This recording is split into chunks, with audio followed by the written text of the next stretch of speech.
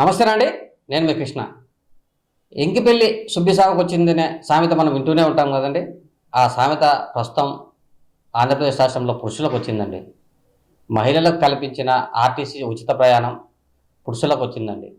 కేవలం మహిళలు ఉచిత ప్రయాణం చేయడమే గగనం అనుకుంటే, బస్సులో ఎక్కినప్పటి నుంచి సీటు కోసం ఒకరొకరు జుట్లు పట్టుకొని కొట్టుకోవడము, నానా బండబూతులు తిట్టడము, ఆ నోటికి అనరాని మాటలు అనడము ఇత్యాది అంశాలతో మహిళలు పూర్తి చర్చానీయాంశంగా మారుతున్నారు.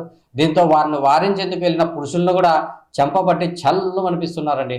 ఆ కోపం ఎందుకు వస్తుందో, వాళ్ళకు ఉచిత ప్రయాణం ఎందుకు కల్పించారో కూడా తెలియడం లేదు. కానీ ప్రస్తుతం ఉరవకొండ నుంచి కనేకల్ వెళ్ళే ఆర్టీసీ బస్సులో మహిళలు సీటు కోసం జుట్టు పట్టుకొని కొట్టుకున్నారు, నానా బూతులు తిట్టుకున్నారు.